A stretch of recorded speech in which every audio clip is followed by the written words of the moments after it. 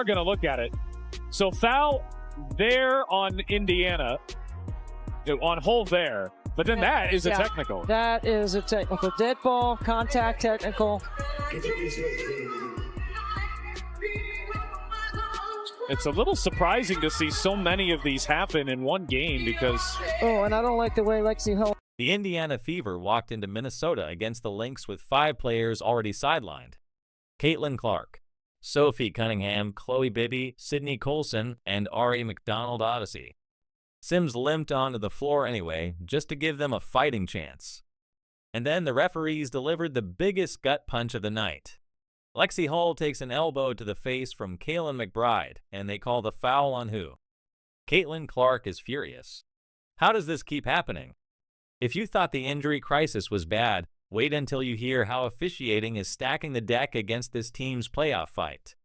Do you think the referees are out to get the Fever? Let us know down in the comments below. Let's go. Every time a game happens in the WNBA, somebody's getting abused, somebody getting beaten, somebody is getting hurt, man.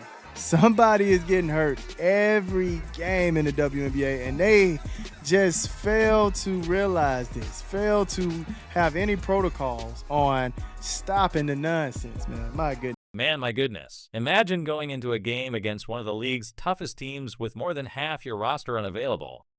That's not an exaggeration. That's exactly what Indiana faced. Caitlin Clark was sidelined with a groin injury for more than a month. Now Sophie Cunningham out for the season with an MCL tear. Chloe Bibby nursing a knee problem. Sydney Colson out for the season with a torn ACL, and Ari McDonald out for the season with a right foot injury. That's 5 players gone. Odyssey sims their hardship contract signee. Essentially, the backup to the backup to the backup of Caitlin Clark wasn't even close to full strength, but with the roster so thin, she still dragged herself onto the court. Just reading that list of absences is exhausting, so imagine trying to compete at the professional level with those gaps in your lineup. The Indiana Fever's injury bug is getting into spooky territory. It seems like there's a new player every single day that's getting injured. Right now they have Caitlin Clark out, not sure if she will be returning this season. Sid Colson out with a season-ending ACL tear. Ari McDonald out with a season-ending fracture in her foot. Sophie Cunningham out with a season-ending MCL tear. And then just today, before the game, they announced that Chloe Bibby would be out with a knee injury, and basically they just said it's soreness and they're just playing it safe. This avalanche of injuries didn't just strip away superstar talent. It destroyed the very structure of Indiana's rotations. Their entire wing and guard depth vanished overnight, leaving players like Lexi Hull and Kelsey Mitchell carrying an impossible load 2 nights ago. Also against Minnesota, Hull was forced to play a career-high 37 minutes and poured in 23 points because there simply was no one else to fill that role. That's not a luxury performance. It's pure necessity when you're relying on players to give you more than they ever have before. Every possession feels like a mountain to climb. Don't get me wrong, Hull can definitely put up these numbers on any given night, but to ask heavy minutes from each of your starters because no one is left is a heavy task. Lex, did you come into tonight kind of expecting to play darn near the whole game just with the injury situation and the personnel available? Damn, you played 37 minutes. I mean, you played a lot too, Kels. When did you play? 35. I mean, yeah, we're down people, so gotta suck it up, play a little tired a few minutes, and take in those timeouts as best we can. But yeah, I mean, we're down people, so everyone's got to do a little more. The team's patchwork fixes have come in the form of hardship, contracts, bodies signed on the fly just to keep them afloat. Shea Petty had barely unpacked her bags before being jetted into the rotation. Odyssey Sims, battling her own injuries, was somehow expected to study the team. Ariel Powers was another late addition thrown directly into major minutes without the benefit of real chemistry with her teammates. All 3 of them were handed crucial roles with no time to prepare, no rhythm built, and yet were immediately forced into the fire. It's hard to describe how brutal that is to a team's cohesion. It creates a group of players who are trying to build chemistry in real time while opponents exploit every weakness. We've had 3 players in the last I don't know how many days, and 2 of those players are point guards, so not really. But you know, at the same time, our ability to make plays out of what we have, right? I think a lot of our spacing allows players to do what they do best, creates opportunities for them to be successful, and then it's just making the right reads and finding the right pass, on time, on target. And some of that is with experience with your teammates, and some of that is instinct. And so we are trying to do as much as we can to put players in position to use those instincts. Even head coach Stephanie White admitted the physicality Indiana faced was different than what they could handle with this shorthanded roster. Different is really putting it gently. Every drive, every defensive stand required maximum energy from a lineup with paper, thin depth, and still. Kelsey Mitchell did everything she could to drag the Fever into contention. She scored 26 points, fought through traps and relentless defense, and had stretches where she looked like she might single-handedly keep the Fever alive. That's superstar-level performing, but when the rest of your offensive rhythm is stitched together with players who just signed because of injuries, there's a limit to how far one player can take you. The Fever are going to end the season with a completely different team than what they started the season with. And even the players that they're bringing in on hardship or that they're signing midway through the season, they're now going down with injuries. The season from hell would be an understatement on this team right now. This loss wasn't about a lack of effort. It was about survival.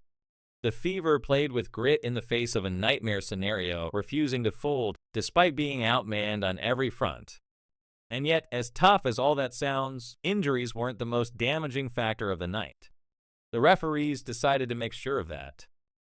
Here's Mitchell. I think that's a 2. Doesn't go. And now it's McBride getting Hull. Yeah, that one might be a problem. Indiana just taking shots to the face. What happens when even the referees become part of the problem? That's the reality Indiana had to deal with. Lexi Hull, already stretched thin, playing huge minutes, was battling on defense when Kayla McBride swung through instead of a clean play. Hull caught a sharp elbow straight to the face. She went down hard, grabbing at her face, and anyone watching assumed the call was obvious. This was textbook flagrant contact, but instead of penalizing McBride, the officials somehow turned the whistle against Holt. The same player who took the elbow was punished as if she had caused it. That decision left the arena buzzing in shock. And Hull is checking her jaw. Let's see that one again. Kayla McBride goes up, grabs the board, and she wants to get free because Hull has her kind of wrapped, and boy, that's a hard swing. They're going to review it.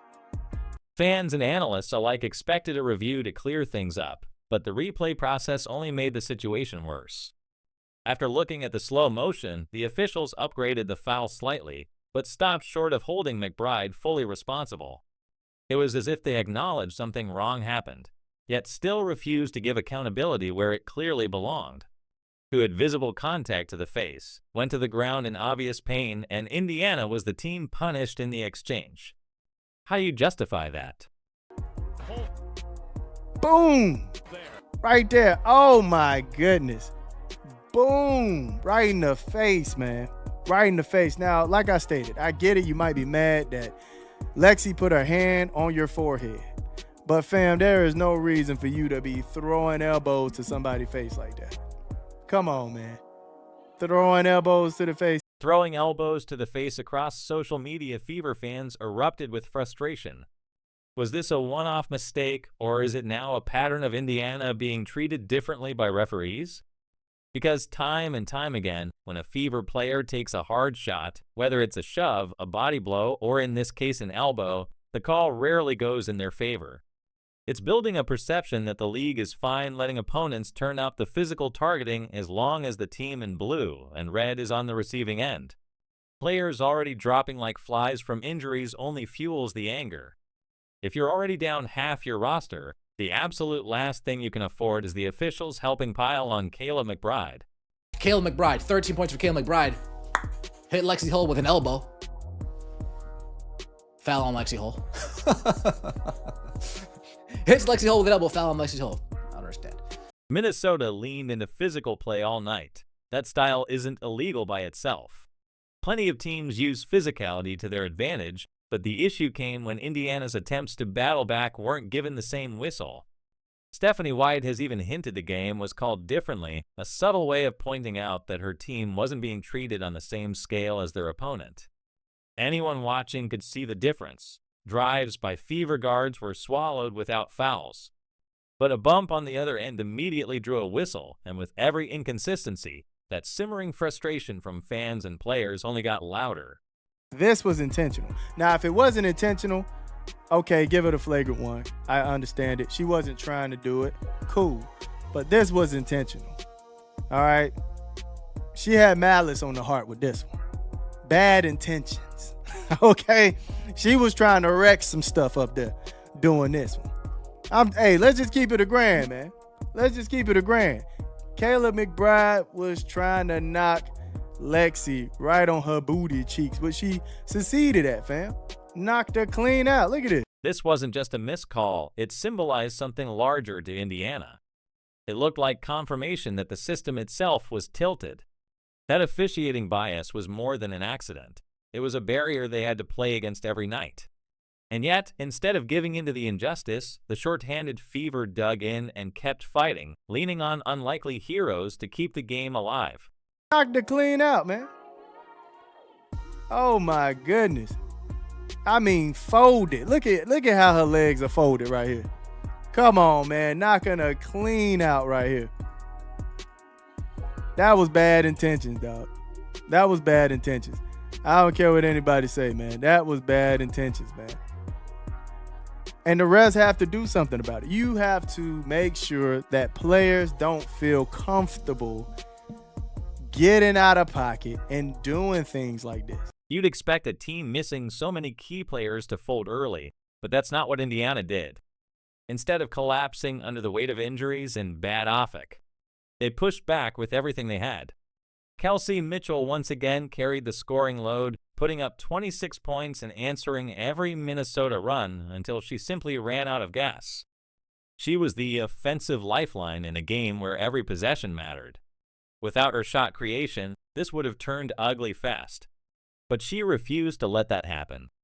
Her ability to stay aggressive and keep attacking the rim even when the whistles weren't on her side set the tone for the fight that followed.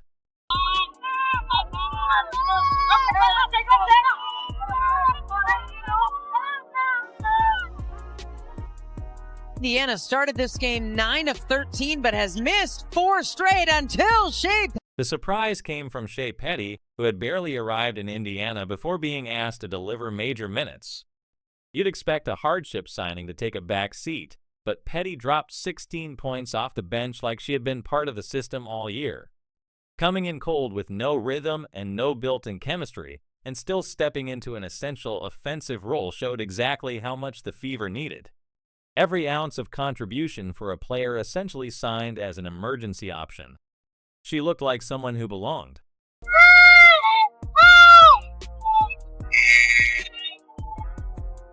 Reaction looked like it was a lot more violent than that. It still got to hurt, though. The pass from Williams. Oh, Collier is blocked. The surprise came from Shea Petty, who had barely arrived in Indiana before being asked to deliver major minutes. You'd expect a hardship signing to take a back seat, but Petty dropped 16 points off the bench like she had been part of the system all year. Coming in cold with no rhythm and no built-in chemistry, and still stepping into an essential offensive role showed exactly how much the Fever needed. Every ounce of contribution for a player essentially signed as an emergency option. She looked like someone who belonged. Dribble.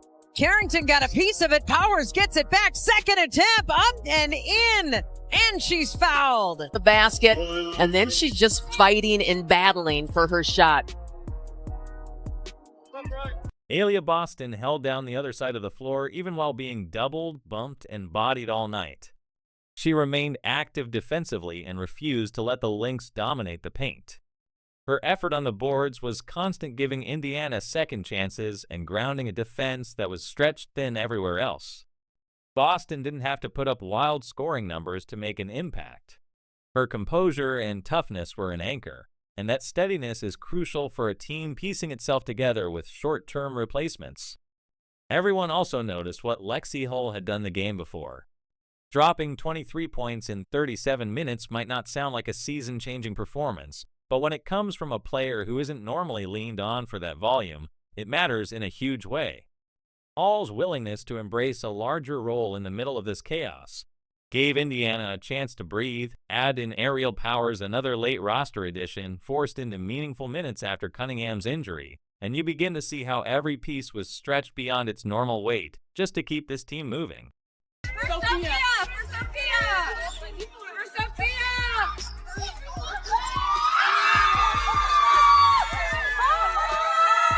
Get up, Sophie!